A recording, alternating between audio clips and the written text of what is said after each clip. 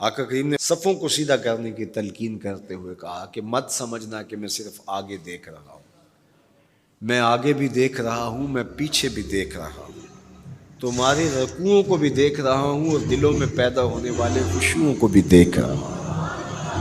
یہ حضور کی نظر کا کمال ہے۔ اور حضرت عبداللہ ابن عباس رضی اللہ تعالیٰ عنہ فرماتے ہیں کان رسول اللہ صلی اللہ علیہ وآلہ وسلم یرا فی اللیل فی الظلمہ کما یرا فی النہار فی الضوء۔ حضور رات کی تاریکی میں یوں دیکھتے تھے جس طرح دن کے اجالے میں دیکھتے تھے۔ میں نہیں دیکھ سکتا، یہ دیکھو یہ روشنیاں ہیں، یہ لائٹیں لگی ہوئی ہیں اور میں یہاں سے دیکھ رہا ہوں، اگر یہ چراغاں ختم ہو جائے، یہ روشنیاں بجھ جائیں تو وہ دور چیزیں لکھی ہوئی ہیں وہ تو دکھائی نہیں دے گی، یہ کتاب میری جھولی میں بھی ہوگی میں پھر بھی نہیں دیکھ سکوں گا، اس لیے کہ میری آنکھیں نور ہیں، لیکن یہ اتنی دیر تک نہیں دیکھ سکتی جب تک یہ خارج کی روشنی بھی موجود نہ ہو۔ لیکن حضور سراپا نور ہیں، حضور ظلمت میں بھی دیکھتے تھے، روشنی میں بھی دیکھتے تھے۔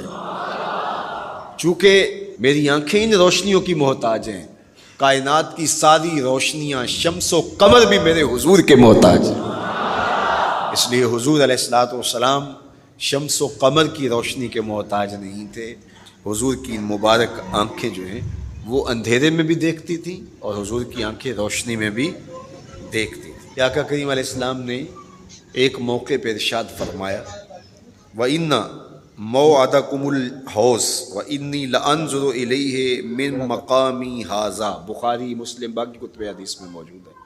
فرمایا کہ تمہارا جو حوض کوثر پر وعدہ ہے جہاں میں تمہیں جام بھر بھر کے دوں گا، فرمایا میں یہاں کھڑا ہوں اور یہاں کھڑے ہو کے اس کو دیکھ رہا ہوں۔ حضور یہاں کھڑے ہیں اور وہاں دیکھ رہے ہیں۔ ایک دن حضور صلاۃ الاستسقاء پڑھا رہے تھے، جب بارش نہ ہو رہی ہو تو اس کی جو نماز پڑھائی جاتی ہے اللہ کے حضور دعا کرنے کے لیے تو اس کو صلاۃ الاستسقاء کہا جاتا ہے۔ ام المومنین سیدہ عائشہ رضی اللہ تعالیٰ عنہ سے مروی ہے۔ تو نماز پڑھاتے پڑھاتے حضور نے ہاتھ آگے کیا پھر پیچھے کھینچ لیا، تو عمومی طور پہ ایسا نہیں ہوتا، تو صحابہ نے جب دیکھا تو بعد میں کسی نے پوچھا حضور آج نماز میں آپ نے ہاتھ آگے بڑھایا اور پیچھے کھینچ لیا، مجھے بتائیے کہ حالت نماز میں نظر کہاں ہونی چاہیے؟ جائے سجدہ پہ ہونی چاہیے نا، لیکن صحابہ حضور کو دیکھ رہے ہیں۔ اللہ اکبر۔ صحابہ سے کسی نے پوچھا کہ تم بتاؤ ظہر اور عصر کی نمازوں میں حضور قرات کرتے تھے؟ کہاں کرتے تھے؟ بخاری میں ہے۔ تمہیں کیسے پتہ ہے کرتے تھے؟ کہا نحن نعلم باضطراب لحیتہ، ہم حضور کی مبارک داڑھی کی جنبش سے اندازہ کرتے تھے کہ قرات ہو رہی ہے۔ معلوم ہوا نماز بھی چلتی رہتی تھی، رخ محبوب کی دید بھی ہوتی رہتی تھی۔ اور اقبال کہتا ہے شوق تیرا اگر نہ ہو میری نماز کا امام، میرا رکوع بھی حجاب میرا سجود بھی حجاب۔ اللہ اکبر۔ تو حضور نے ہاتھ آگے بڑھایا اور پھر کھینچ لیا۔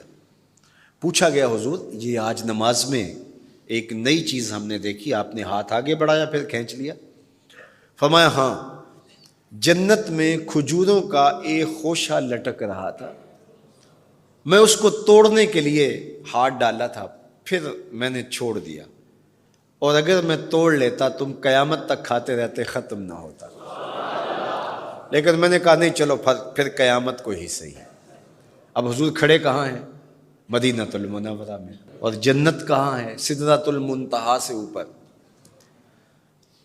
سر پٹ گھوڑا دوڑے اور تیز رفتار گھوڑا، تازی گھوڑا، 500 سال دوڑنے کے بعد پہلے آسمان تک پہنچے، پھر اتنی موٹائی آسمان میں، پھر دوسرا آسمان، پھر تیسرا آسمان، درمیان میں پھر خلائیں بھی، پھر وہاں سے 7 آسمانوں کے بعد کہیں سدرۃ المنتہا، اور قرآن بتاتا ہے کہ جنت بھی سدرۃ المنتہا کے پاس ہے، پھر آگے جنت، اور جنت کے جو درخت ہیں وہ 70,000 سال کی اونچائی پر ہیں، وہاں لٹکتی ہوئی کھجوروں کے خوشے، اور حضور علیہ السلام نے یہاں کھڑے ہو کے ہاتھ بڑھایا اور وہاں حضور کا ہاتھ پہنچ گیا۔ یہ ہاتھ کے پہنچنے کی منتہا نہیں ہے، ضرورت یہاں تک کی تھی لہٰذا یہاں تک پہنچا، اگر ضرورت اس سے آگے کی ہوتی تو آگے بھی پہنچ جاتا. تو حضور کا ہاتھ یہاں سے یہاں تک پہنچا. یہ حدیث پاک میں اور آپ ہاتھ اٹھائیں تو ہمارا ہاتھ کہاں تک پہنچتا ہے؟ 5 فٹ قد ہے، آپ کا ایڈوانس کٹنگ 3 فٹ اوپر ہاتھ پہنچ جائے گا تو ہمارا ہاتھ 8 فٹ تک کٹ ہوگا تقریباً 60-70 زمین سے 8 فٹ تک. چلو کسی کا 9 فٹ تک پہنچے گا، کوئی چھلانگ لگا کے اچھل کے اوپر لے جائے گا تو 10 فٹ تک پہنچ جائے گا. البتہ ہماری نظر بہت تیز ہے. ہماری نظر پہلے آسمان کے ٹمٹماتے ہوئے ستارے دیکھتی، دوسرے آسمان کے ستارے بھی دکھائی دیتے ہیں، تیسرے آسمان کے ستارے چاند سورج میں دکھائی دیتا ہے. ہمارا ہاتھ 3 فٹ تک یا 10 فٹ تک پہنچتا ہے، نظر تیسرے آسمان تک پہنچتی ہے. اور جس کا ہاتھ جنت تک پہنچتا ہے اس کی نگاہ کہاں تک پہنچتی ہوگی، اس کی نظر کا کمال کیا ہوگا. اس لیے فرمایا انی ارا ما لا ترون و اسمع ما لا تسمعون. جو میں دیکھتا ہوں وہ تم نہیں دیکھتے، جو میں سنتا ہوں وہ تم نہیں سنتے. اپنے حواس کو نبی کے حواس پر قیاس کرنا یا نبی کے حواس کو اپنے حواس پہ قیاس کرنا سوائے جہالت کے اور کچھ نہیں ہے. چے نسبت خاک را بعالم پاک، کہاں ہم کہاں ان کی ذاتیں بابرکات. اس لیے فرمایا انی ارا ما لا ترون و اسمع ما لا، جو میں دیکھتا ہوں وہ تم نہیں دیکھتے اور جو میں سنتا ہوں وہ تم نہیں سنتے. اللہ اکبر. ہماری آنکھیں تو چمکتے ہوئے سورج کو دوپہر کے وقت نہ دیکھ پائیں، چندھیا جائیں، آنکھوں میں پانی اترنے لگے، اور محبوب کی آنکھیں بے حجاب دیدار رب کریں. اور قرآن کہے ما زاغ البصر وما، آنکھ چندھیائی بھی نہیں اور حد ادب سے تجاوز بھی نہیں کیا.